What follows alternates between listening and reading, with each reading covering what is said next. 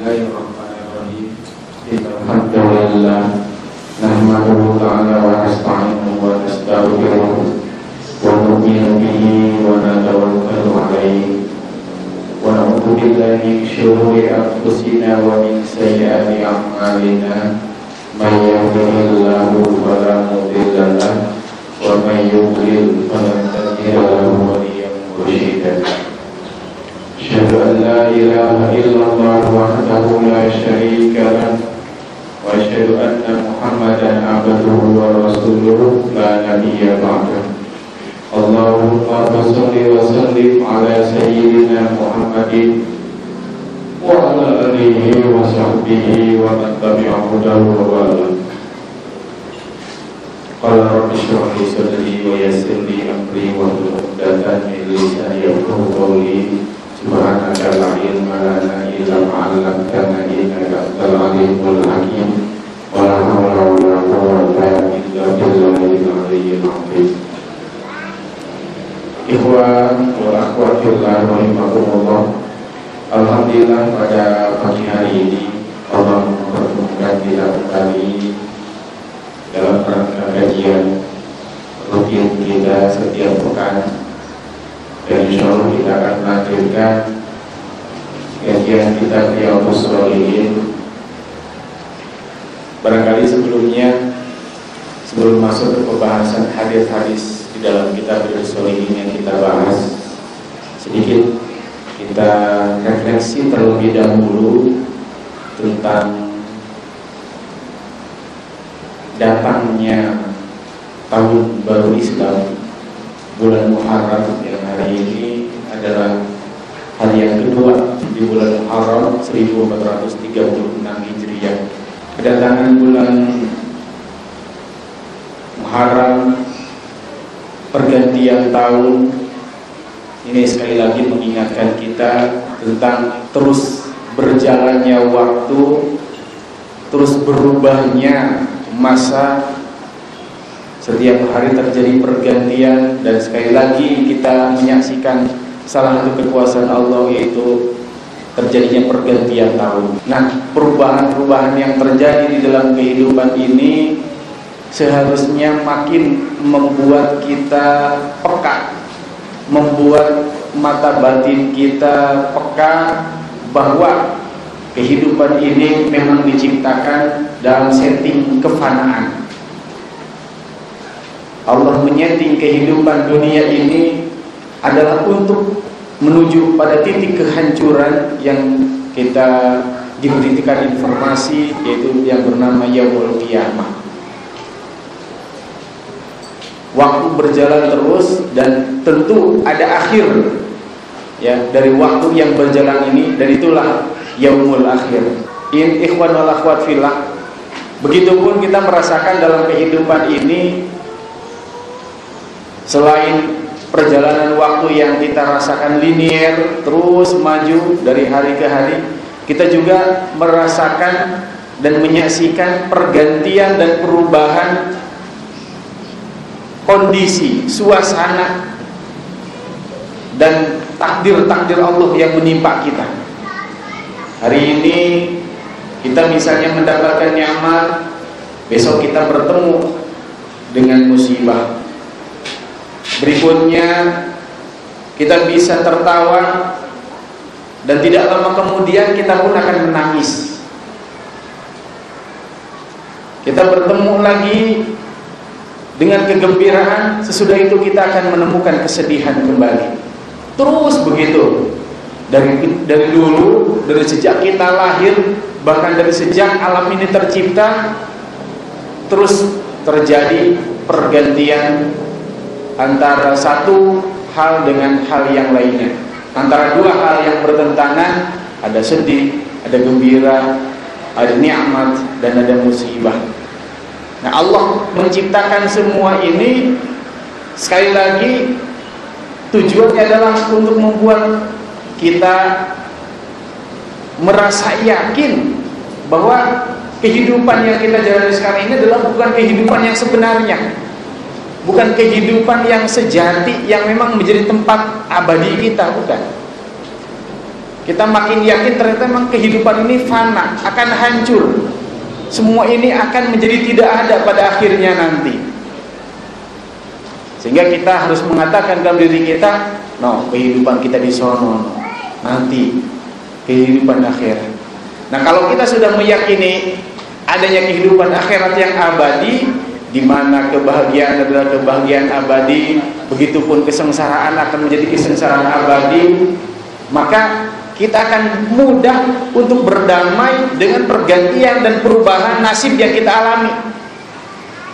Kita seringkali tidak mampu untuk berdamai dengan nasib-nasib kita, terutama nasib-nasib buruk ya menurut kita. Karena kita menganggap bahwa kehidupan ini seolah-olah adalah kehidupan yang sebenarnya, kehidupan yang menjadi akhir dari kehidupan kita.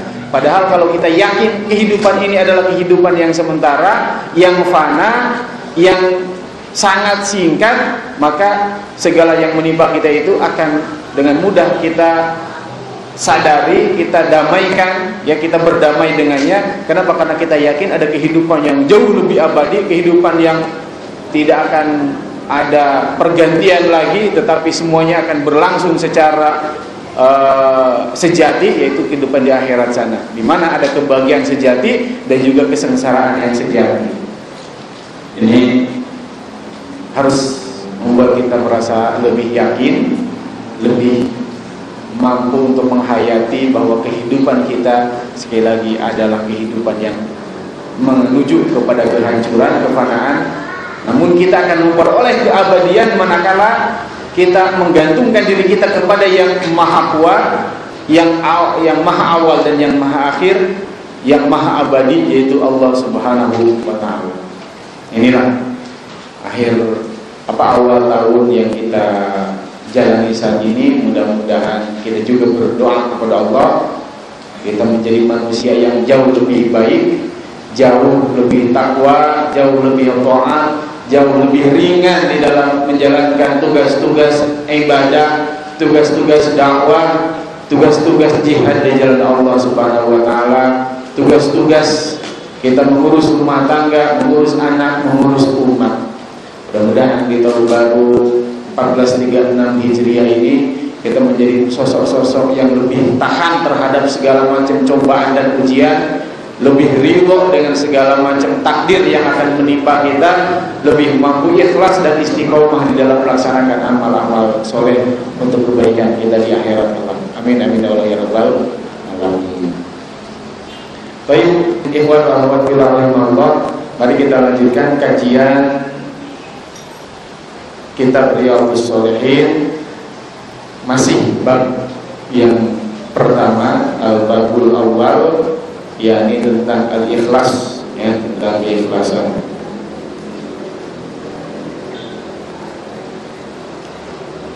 Kita kemarin sudah bahas beberapa hadis sampai hadis yang ke-6. Kita lanjutkan sekarang hadis yang ke-7, yang tentunya masih bicara bagaimana nilai dari sebuah amal yang dilandasi oleh keikhlasan, yang merupakan syarat utama diterimanya amal oleh Allah Subhanahu wa ta'ala. Pada hadis yang ke-7 ini Imam Nawawi mengutip sebuah hadis yang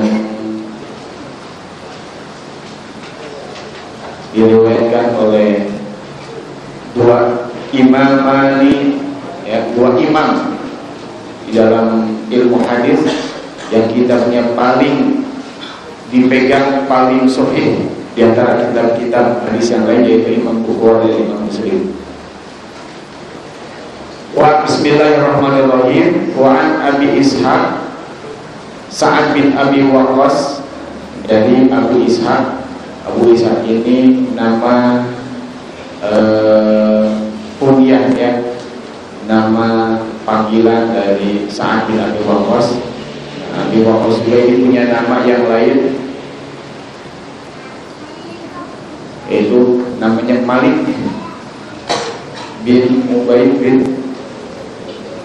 bin Abdi Manaf, dan seterusnya. Ini sanad nasab beliau, dan nasab beliau ini bertemu dengan nasab Rasulullah, yaitu pada kakek yang kelima yaitu Kilab. Ya, Kilab bin Murrah bin Ka'b bin Lu'ay Al-Quraisy. Sa'ad bin Abi Waqqas berkata, Ja'ani Rasulullah telah datang kepadaku Rasulullah sallallahu alaihi wasallam, ya'uduni, yaitu beliau menengokku, amma hajatil wada, pada tahun haji wada, itu pada tahun di mana tahun itu dilaksanakan haji wada. Ini berarti tahun terakhir Rasulullah sallallahu alaihi wasallam masih hidup bersama para sahabat beliau. Min wajahin istadabi, ya, dikarenakan penyakit, wajah ini penyakit istadabi yang parah yang menimpaku. Fakultu, maka aku berkata kepada Rasulullah, ya Rasulullah, ini qad balagoni minal wajah, aku telah kedatangan atau telah ditimpakan kepadaku, telah datang kepadaku minal wajah, sebagian dari penyakit yang parah. Jika wajah ini penyakit yang parah, ya. Ada marid, ini penyakit satu, maradun, ini wajahun, penyakit yang cukup parah. Mantaro, sebagaimana yang kau lihat. Wa ana dzummalin, dan aku adalah orang yang memiliki harta, dia orang kaya maksudnya. Allah karuniakan kepada Sa'ad bin Abi Waqqas ini harta kekayaan yang berlimpah. Wala yarithuni illa binatun li, ya, dan tidak ada yang mewarisiku kecuali seorang anak perempuan. Apa atasaddaqu, apakah boleh aku bersedekah bithulutsai mali, ya, bithulutsai mali, dengan 2/3 hartaku. Qala, bersabda Rasulullah, menjawab Rasulullah sallallahu alaihi wasallam, la, tidak. Di sabda bin Abi Waqqas dalam kondisi sakit, beliau berniat ingin mensedekahkan 2/3 dari hartanya. Boleh nggak ya Rasul? Kata Rasul, lah, nggak boleh. Kultu, aku berkata lagi, ini kata Sa'ad bin Abi Waqqas, fasyatru, bagaimana kalau setengah? Ya Rasulullah, wahai Rasulullah. Faqala, maka berkata Rasulullah, lah, setengah juga nggak boleh, kebanyakan.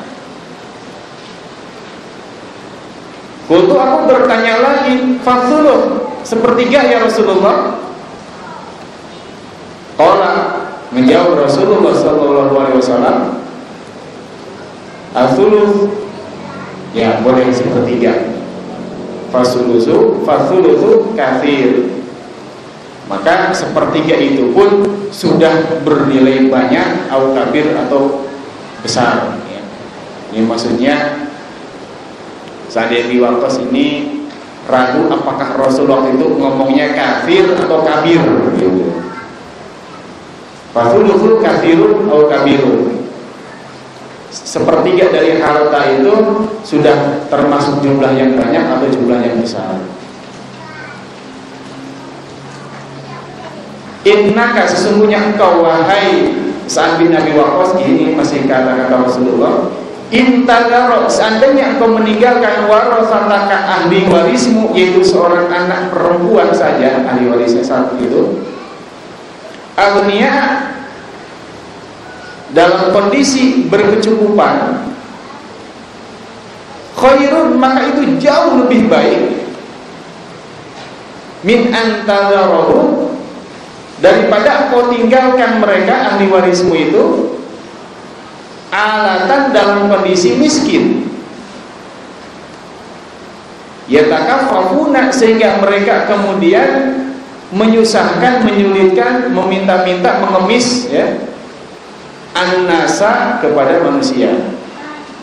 Wa innaka dan sesungguhnya engkau lan tunfiqa, tidaklah engkau menginfakkan, menafkahkan harta, ya, nafaqatan, sebuah nafkah, tidaklah engkau menafkahkan, memberikan nafkah.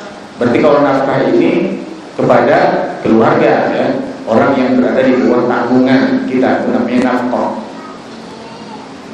Tabtagi engkau mengharapkan dengan nafkah itu, biha dengan nafkah itu, wajah Allahi, wajah Allah, ridhonya Allah, pahala dari Allah. Illa ujirta, kecuali engkau akan diberikan pahala, diberikan balasan alaiha, atas nafkah yang kau berikan itu. Hatta mata ja'alu, sampai apa yang kau jadikan fi fayim ro'atika, ya, di dalam kebutuhan atau perut, ya, mulutmu, ya, apa yang kau masukkan ke mulut istrimu, maksudnya makanan, nafkah yang diberikan kepada istri oleh seorang suami. Itu di sini disebut oleh Rasulullah, Allah akan memberikan ujirta, akan memberikan pahala. Qala, maka berkata lagi saat qultu, aku berkata, ya Rasulullah, ukhallafu ba'da ashabi, apakah aku akan ditinggalkan sesudah sahabat-sahabatku? Maksudnya Sa'ad bin Abi Waqqas ini bertanya kepada Rasulullah, mungkinkah aku masih hidup nanti sesudah sahabat-sahabatku banyak yang telah meninggal dunia? Qala, menjawab Rasulullah SAW,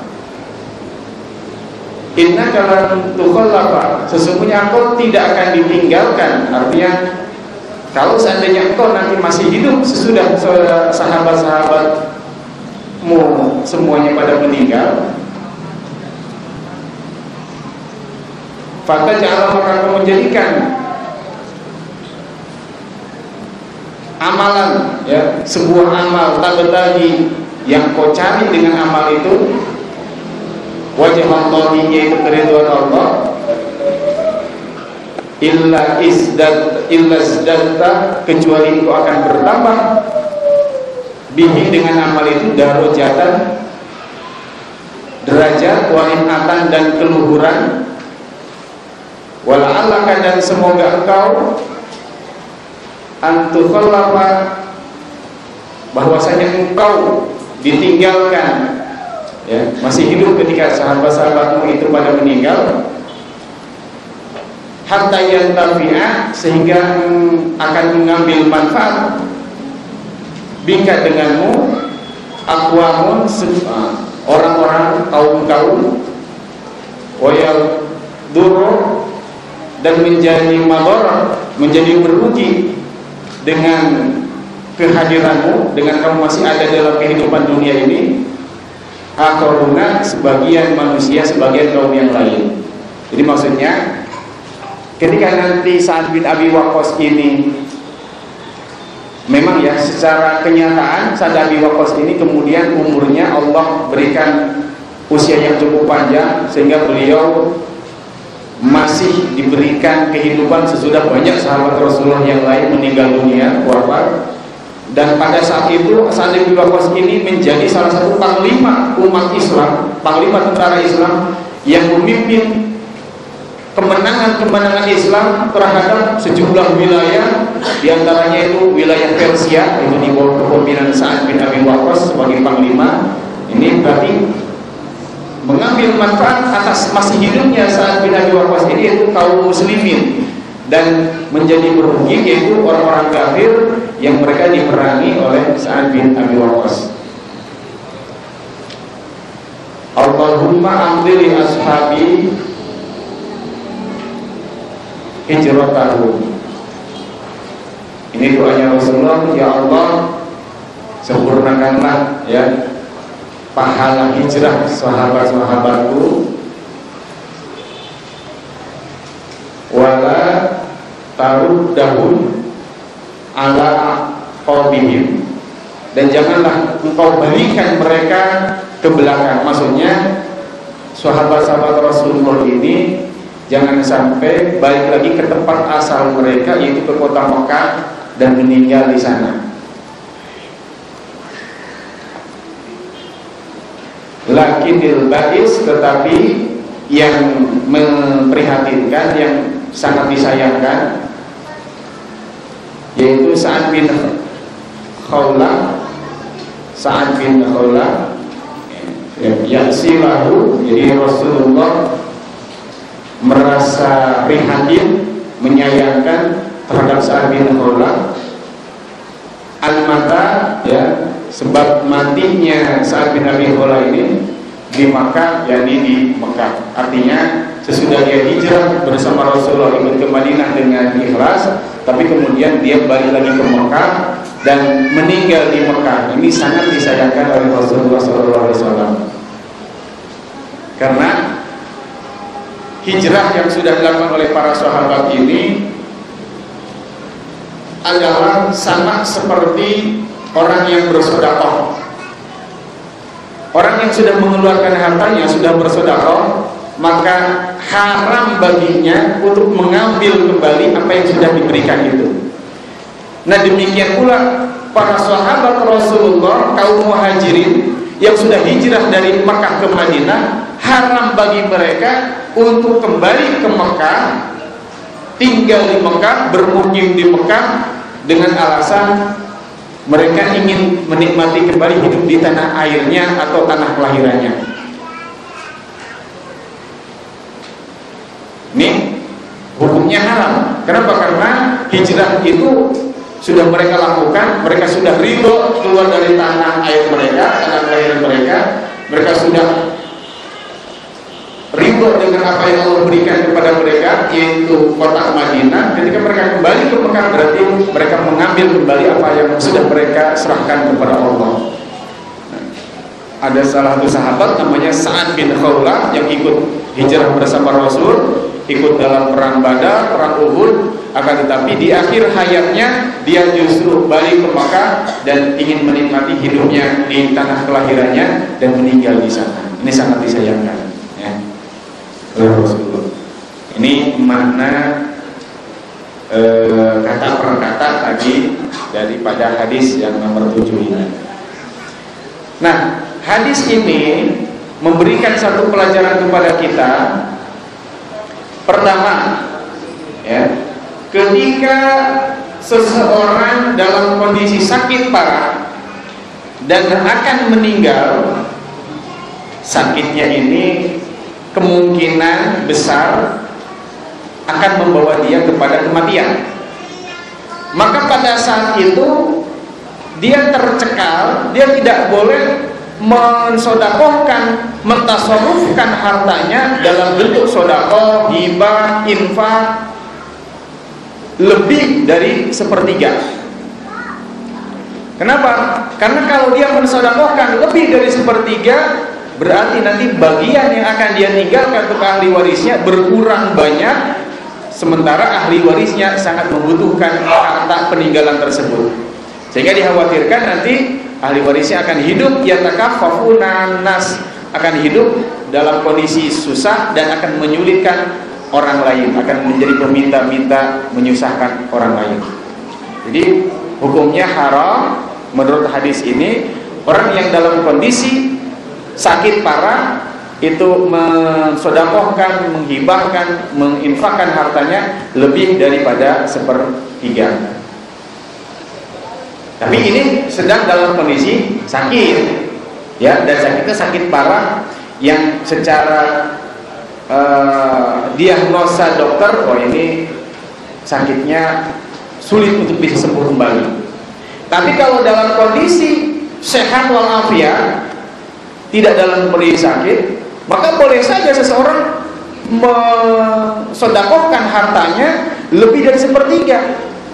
setengahnya, bahkan seluruhnya sekalipun, kalau memang dia memiliki kekuatan iman dan dia sanggup hidup di dalam kekurangan sesudah seluruh hartanya diberikan, atau misalnya dia punya usaha yang kalaupun dia serahkan seluruh hartanya, dengan usaha yang masih dijalankan dia bisa menghasilkan kembali harta yang sebagai penggantinya, maka itu boleh. Ya. Jadi larangan menginfakkan harta lebih dari sepertiga ini hanya terjadi ketika orang itu sudah dalam kondisi sakit parah yang akan mengantarnya pada kematian. Tidak secara mutlak. Kalau bapak-bapak, ibu-ibu, ibu alhamdulillah yang sekarang masih sehat, masih seger buger, ya, insya Allah masih jauh dari ajal. Kalau insya Allah ya siapa tahu habis ini pulang dari sini ternyata sudah disambut sama malaikat maut kan.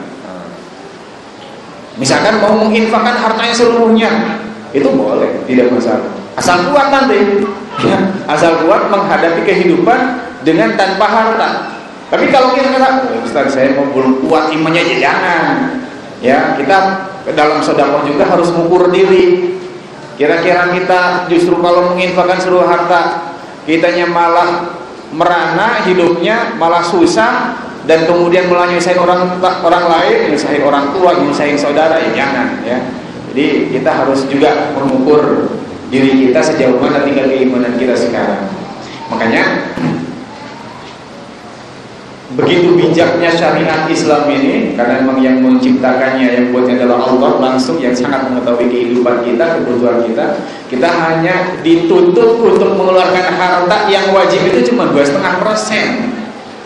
Ya, 2,5%. Tapi kalau misalkan kita mau lebih dari situ, silakan. Apalagi sampai tingkat batas kemampuan kita itu jauh lebih baik. Nah, kalau Abu Bakar As-Siddiq, beliau sebelum meninggal itu wasiatnya itu tidak sepertiga, ya, tidak sepertiga tapi 1/5. Kenapa 1/5? Karena kata Abu Bakar, Allah membagi harta untuk kepentingan agama itu, untuk kepentingan Allah. Bukan Allah butuh harta, artinya kepentingan agama Allah dan Rasulnya itu khumus. Wa'lamu annama ghanimtum min syai'in fa anna lillahi khumusahu. Ketahuilah sesungguhnya dari harta ghanimah yang kalian peroleh, maka bagian Allah itu adalah khumus 1/5.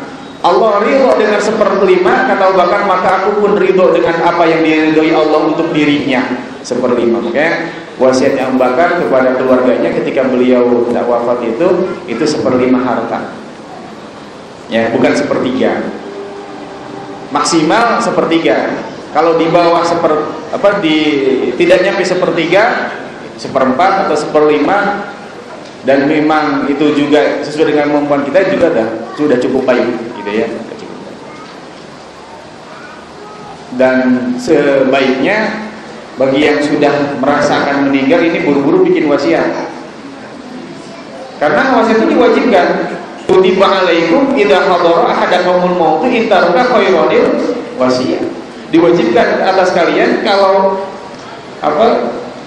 ketika akan datang kepada kalian kematian, itu diwajibkan wasiat. Tapi in taraka khairan, kalau kalian meninggalkan harta. Ya kalau kira-kira yang kismin yang enggak usah wasiat, wajib. Jadi ini untuk yang kaya, yang punya harta. Tapi menurut sebagian ahli tafsir, ayat tersebut kewajiban wasiat itu sudah dinasah, sudah dihapuskan dengan adanya kewajiban zakat. Karena memang ayat ini turun sebelum turunnya kewajiban zakat. Menurut sebagian ahli tafsir demikian. Tapi tetap bagi kita, karena ayat ini masih tertera di dalam Al-Quran, walaupun sudah dinasah, tapi hukumnya tetap ada, walaupun tidak sampai wajib, tapi sangat dianjurkan adanya wasiat. Nah, wasiatnya ini bukan kepada ahli waris, ya, bukan kepada ahli waris, tapi kepada selain ahli waris. Misalkan wasiat untuk kepentingan agama, untuk saudara, famili yang tidak termasuk ahli waris dan kondisinya membutuhkan, ya, kehidupannya sulit, maka kita berikan bagian dari harta warisan, harta peninggalan itu, yaitu sebagian diwasiatkan untuk mereka. Kalau ada yang nanya begini, Ustaz, kalau orang tua saya dia wasiatnya kalau nanti dikuburkan tolong gak usah dihadapin ke kiblat mukanya. Itu kan wasiat wajib dilaksanakan gak usah? Nah, ini perlu kita pahami soal wasiat. Wasiat yang disebutkan dalam Al-Quran maupun dalam hadis ini berkaitan dengan harta. Ya, berkaitan dengan harta. Intaroka khairan al-wasiyah, jika meninggalkan harta. Jadi kalau pesan-pesan yang selain berkaitan dengan harta itu bukan wasiat. Itu mah pesan biasa yang kalau berkaitan atau tidak melanggar syariat, tidak bertentangan dengan aturan Allah, itu boleh dilaksanakan. Tapi kalau melanggar peraturan Allah ya tidak boleh. Ya, kayak tadi misalkan gak usah dihadapin ke kiblat lah. Mungkin orang tuanya selama hidup nggak pernah ngadep kiblat, jadi malu nanti masa pas meninggal ngadep kiblat. Ya, misalkan gitu mungkin. Ini tidak perlu dilaksanakan kalau melanggar aturan Allah. Ya, wasiat itu hanya berkaitan dengan harta. Selain hal yang berkaitan dengan harta itu bukan wasiat, itu mah namanya pesan lah, pesan orang tua gitu kan. Keinginan orang tua ya, kalau baik kita lakukan, kalau tidak baik ya nggak usah dilakukan. Tidak ada tuntutan.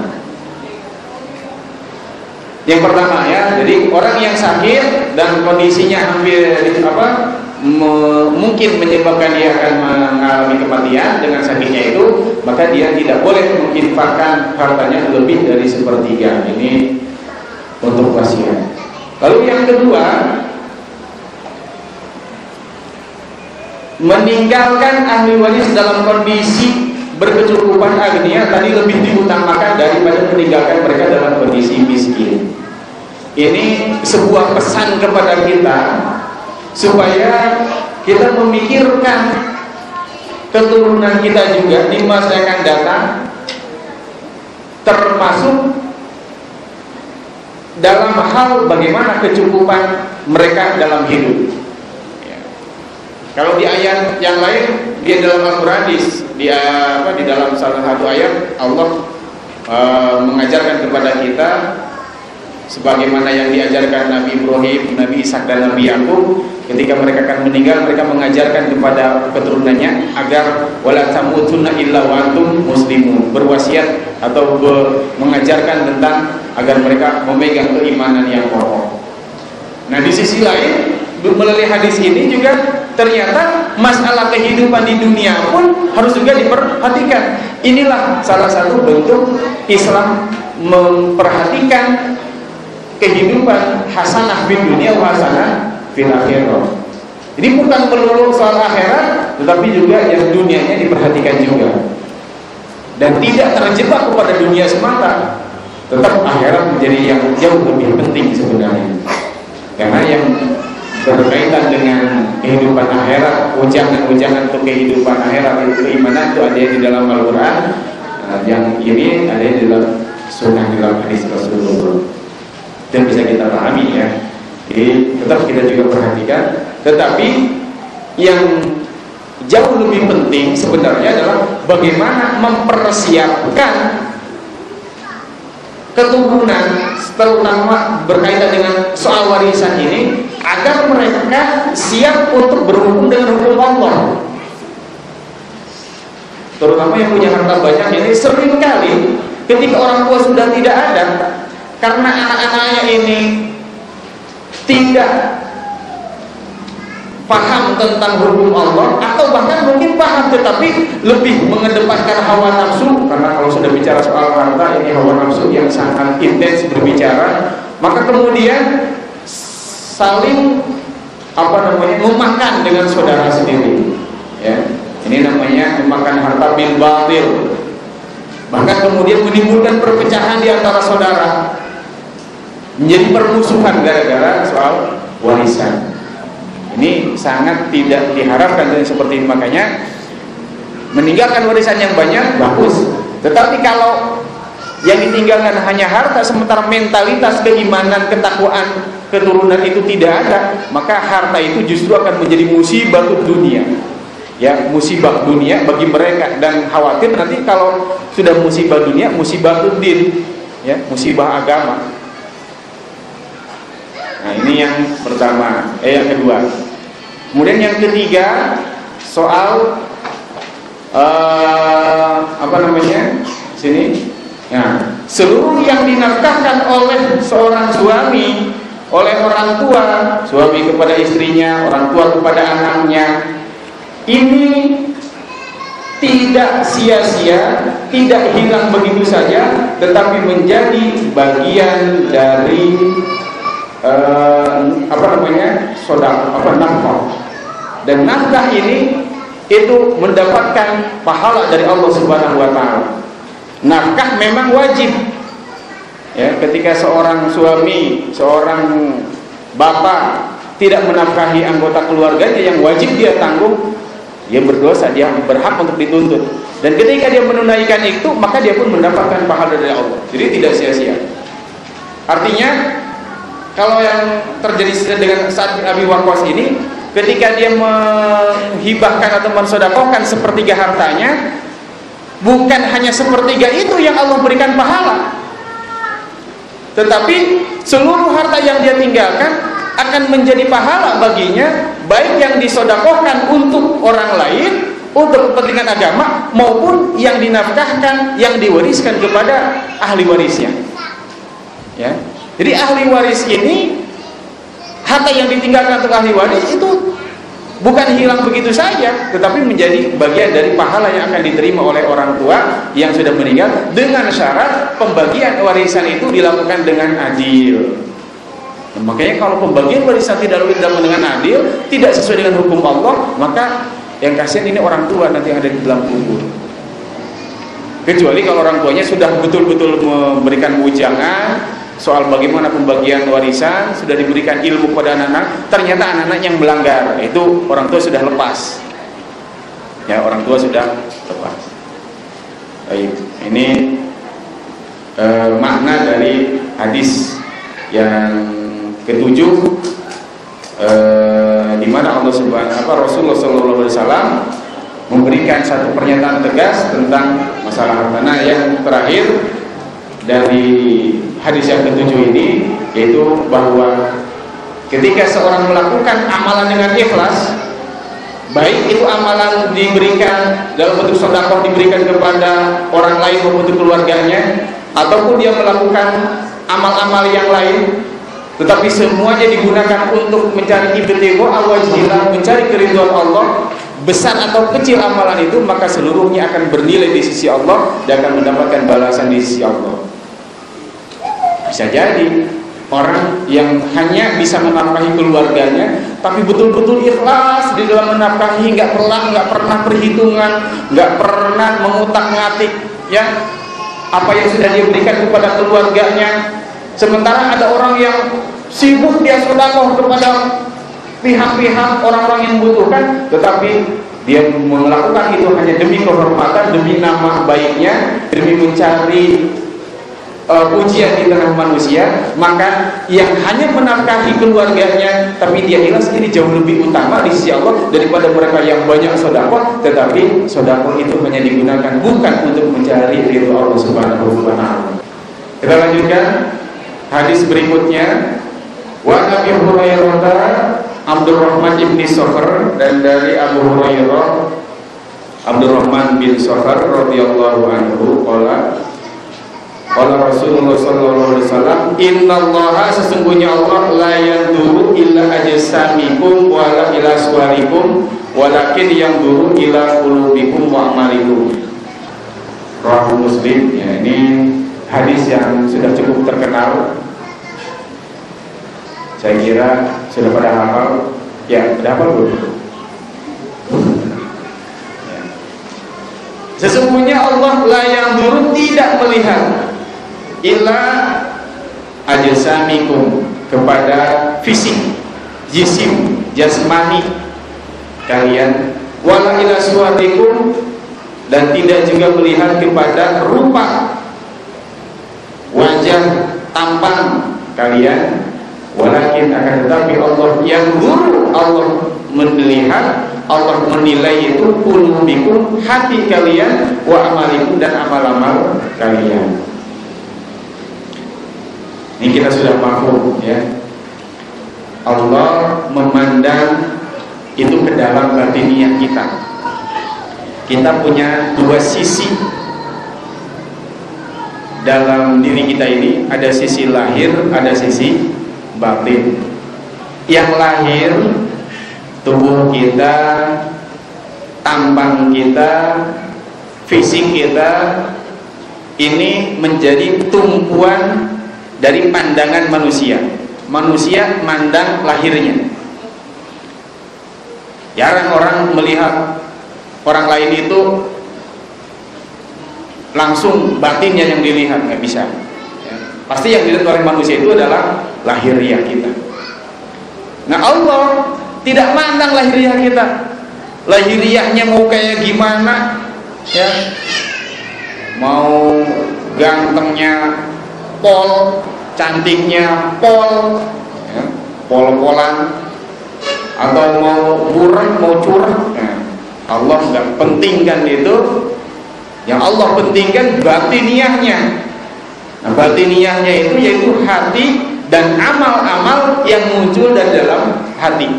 Jadi disinilah banyak kemudian manusia yang tertipu, manusia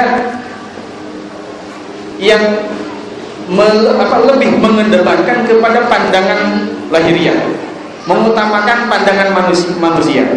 Kita kadang-kadang lebih peduli bagaimana pandangan orang lain kepada kita daripada memperdulikan pandangan Allah kepada hati kita. Kita akan merasa risih kalau orang, misalkan kita pakai bajunya salah aja gitu ya. Oke, jangankan salah, nggak matching aja gitu misalkan, celana atau bawahan sama atasan nggak matching, risih kayaknya. Tapi hati kita nggak matching sama aturan Allah, nggak risih gitu. Padahal justru disitulah yang Allah pandang itu hati dan amal kita. Amal kita nggak matching sama syariat Allah, kita nggak risih. Tapi baju kita nggak matching, kita risih. Fisik kita kurang ganteng, kurang cakep, merasa minder, kurang pede. Tapi amal kita buruk, hati kita busuk, kita pede-pede aja. Berarti kalau begitu kita lebih mementingkan pandangan manusia daripada pandangan Allah. Padahal pandangan manusia adalah pandangan yang menipu, pandangan yang membuat kita terjebak, membuat kita menjadi tidak bebas, tidak ya. Kalau kita tumpuan kita dalam pandangan manusia, kita akan terkekang, nggak bebas. Wah, nanti kata orang gimana nih kalau saya bikin begini? Bukan kata Allah yang kita pikirkan, tapi kata orang. Inilah kalau kita lebih mementingkan lahiriah daripada batiniah.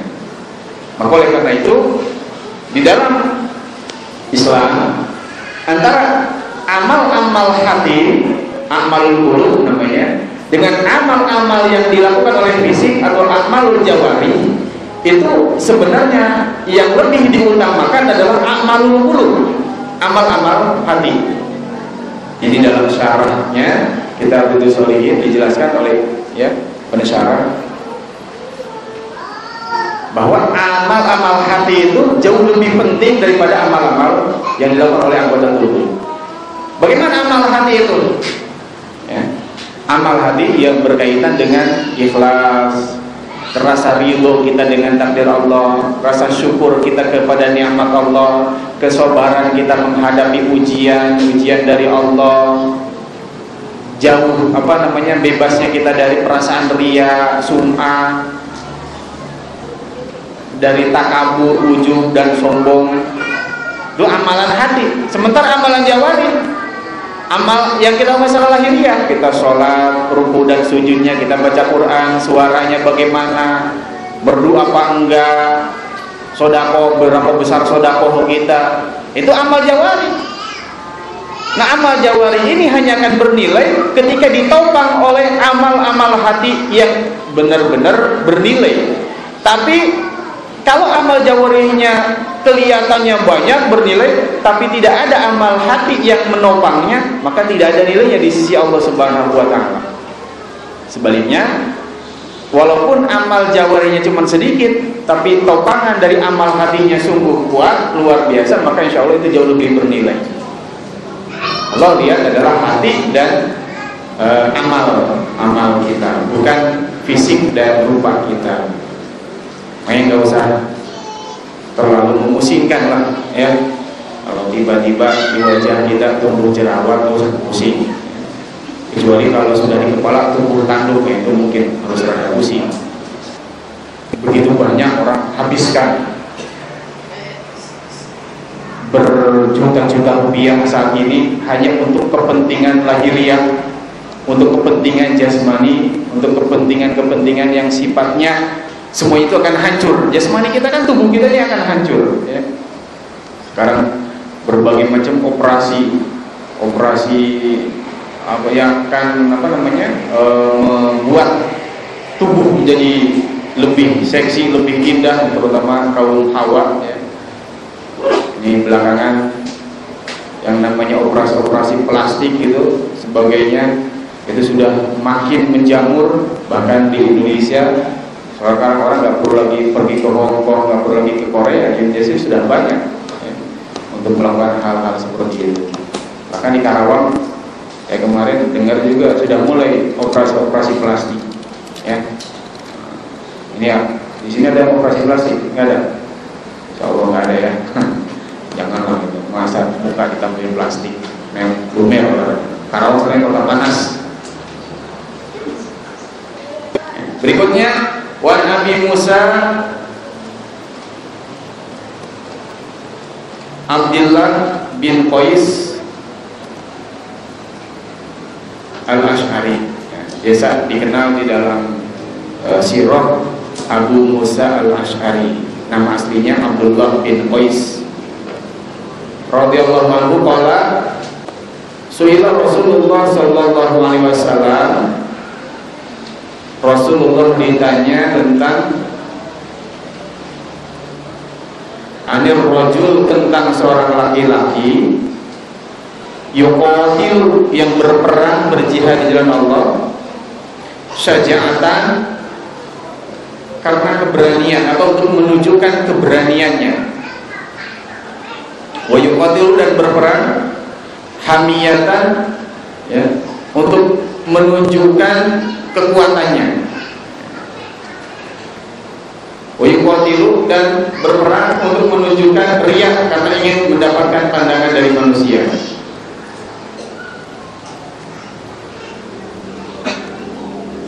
Ayu dzalik fi sabilillah, ayu dzalika fi sabilillah. Mana di antara orang-orang yang berperang dengan 3 kriteria itu yang termasuk orang yang berjihad di jalan Allah. Maka Rasulullah sallallahu alaihi wasallam, maka menjawab Rasulullah sallallahu alaihi wasallam,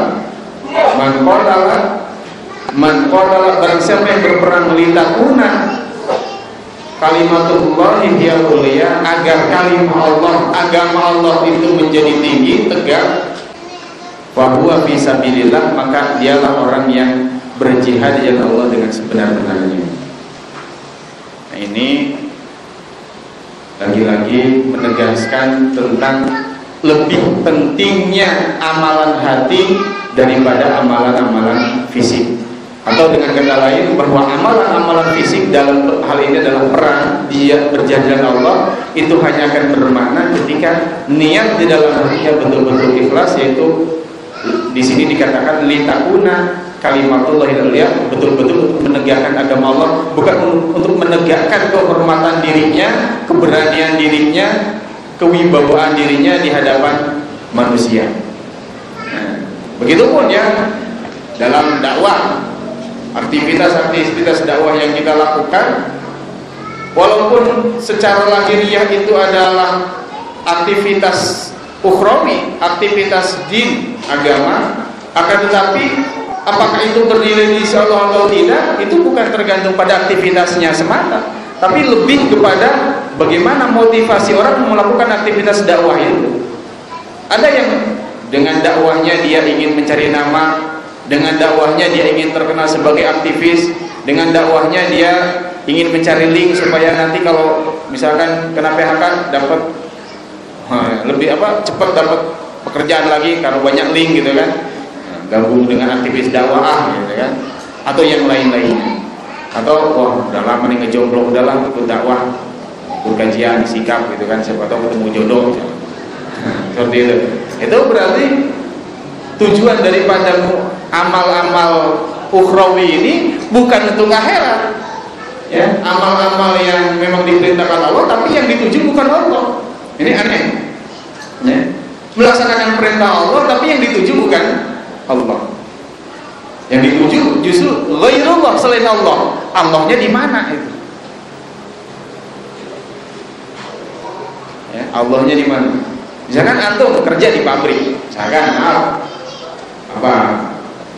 saya sebutkan lah, bukan sponsor ini ya, karena yang terlintas di benak saya aja. Misalkan kerja di Yamaha gitu ya.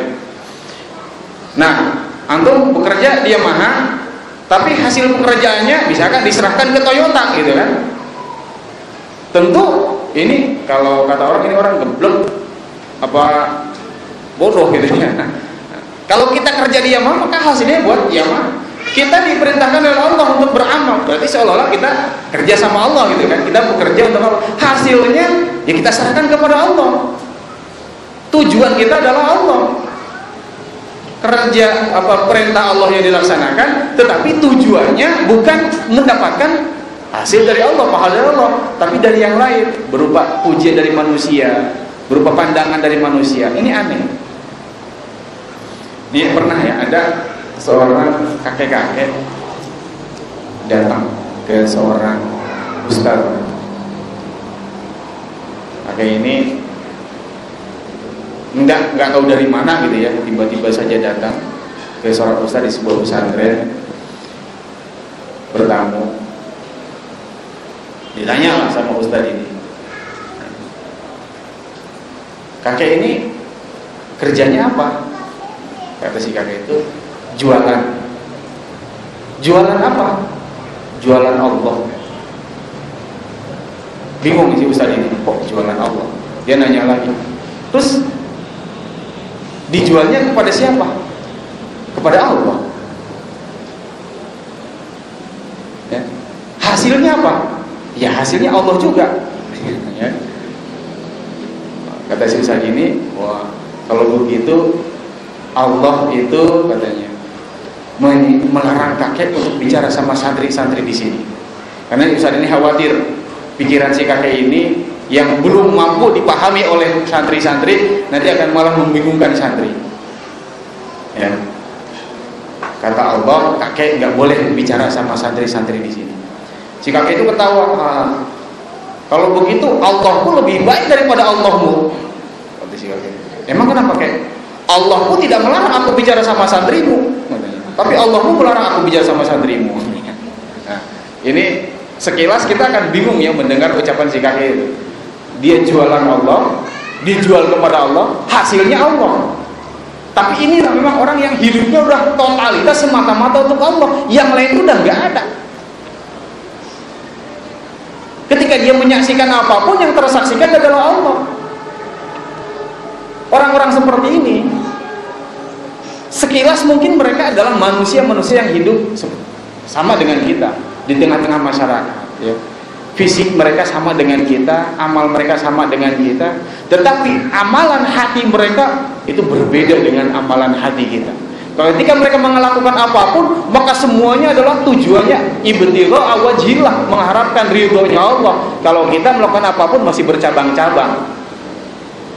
Ketika melakukan dunia, di situ tujuannya ya, karena dunia yang dilakukan lebih banyak dunianya, Allahnya sering terlupakan. Bahkan ketika melakukan amalan-amalan yang merupakan perintah Allah pun ternyata tujuannya juga masih dunia, Allahnya entah kemana juga. Walaupun kadang-kadang diingatkan juga tentang Allahnya, tetapi lebih sering lupanya. Jadi orang-orang yang akan mendapatkan Allah itu ya mereka yang sudah totalitas semuanya untuk Allah, sehingga apapun yang mereka lakukan yang hadir di dalam kehidupan mereka, di dalam amal mereka hanyalah Allah. Bahkan mereka sendiri tidak menyaksikan diri mereka. Ketika mereka beramal, Bukan saya yang beramal, bukan amal saya. Ini amal Allah. Saya hanya sebatas alat yang digunakan oleh Allah untuk melakukan amal ini. Hakikatnya amal ini yang melakukan Allah. Ketika saya sedekah, ketika saya sholat, ketika saya tilawah, ketika saya menghafalkan Quran dan sebagainya, ini Allah yang melakukannya, tapi melalui diri saya. Sehingga kita tidak menyaksikan diri kita itu sebagai yang beramal. Hakikatnya semuanya adalah Allah. Maka tidak ada klaim ini amal saya dan kemudian muncul rasa sombong, rasa bangga karena sudah banyak amal. Makanya di dalam surah Muhammad itu Allah ceritakan tentang 4 jenis mata air atau sungai yang mengalir di surga. Ya. Ada 4 sungai yang mengalir di surga. Sungai apa aja? Ada sungai air tawar, ada sungai susu min labanin 10 menit lagi. Baik. Min labanin lam yataghayyar ta'muhu, ya, susu yang tidak berubah rasanya. Ada sungai khamr, sungai arak yang tidak memabukkan tapi sangat lezat. Dan ada sungai dari madu min asarin musaffa, madu yang jernih, yang bening. Nah, 4 jenis sungai ini diperuntukkan untuk tingkatan ruhani yang berbeda-beda.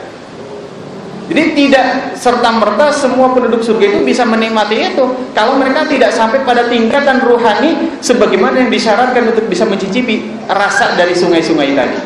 Sungai air tawar ini adalah sungai yang merupakan simbol dari orang-orang yang amal mereka itu sepenuhnya bening, sepenuhnya bersih, ikhlas, sudah tidak ada yang lain selain Allah di dalam amal mereka.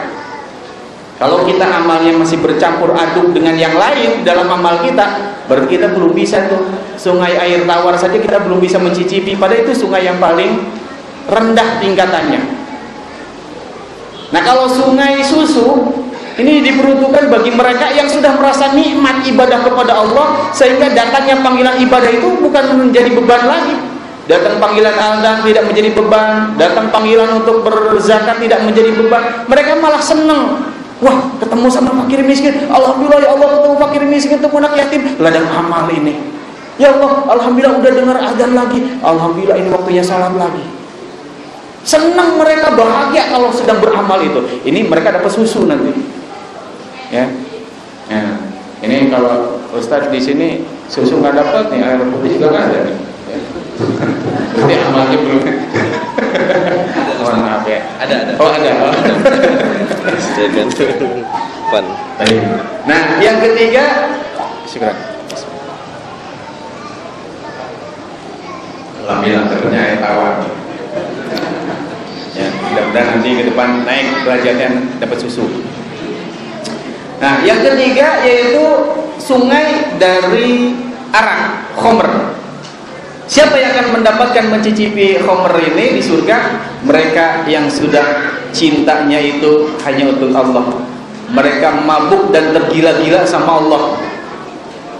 Nah, kalau kita masih tercampur, ya, tidak fokus kepada Allah cinta kita masih tergila-gila dengan dunia, tergila-gila dengan harta, dengan tahta, dengan wanita, maka jauh kita dari bisa mencicipi sungai khamr ini. Nah, yang paling tinggi itu adalah sungai madu. Nah, apa madu ini? Dia simbol dari orang yang sudah tidak menyaksikan apapun kecuali hanya Allah semata. Dia tidak menyaksikan dirinya, dia tidak melihat alam lagi, dia tidak melihat manusia. Di seluruhnya yang terlihat adalah Allah. Maka itulah yang akan bisa merasakan, mencicipi lezatnya nanti sungai madu. Ya. Ini ibu-ibu ahwat mau madu? Mau di madu? Enggak, ya, alhamdulillah. Ya, padahal itu pintu surga terbuka itu kalau mau. Ya. Wah, Ustaz, cari jalan yang lain aja lah. banyak jalan menuju surga, jangan jalan yang itu katanya. Baik kan? Nah ini saja. Jadi kita baru sampai hadis yang ke-9.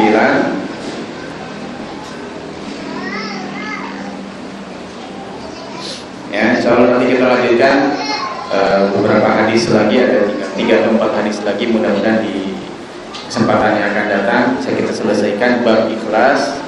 Mudah-mudahan tidak hanya selesai babnya ya, tapi juga sudah tertancap di dalam hati kita bagaimana sikap keikhlasan itu menjadi pegangan, menjadi amal, bukan hanya sekedar pengetahuan. Mudah-mudahan Allah bimbing kita menjadi pribadi yang ikhlas dan istiqomah di dalam melaksanakan amal-amal kebaikan. Barakallahu lakum. Assalamualaikum warahmatullahi wabarakatuh.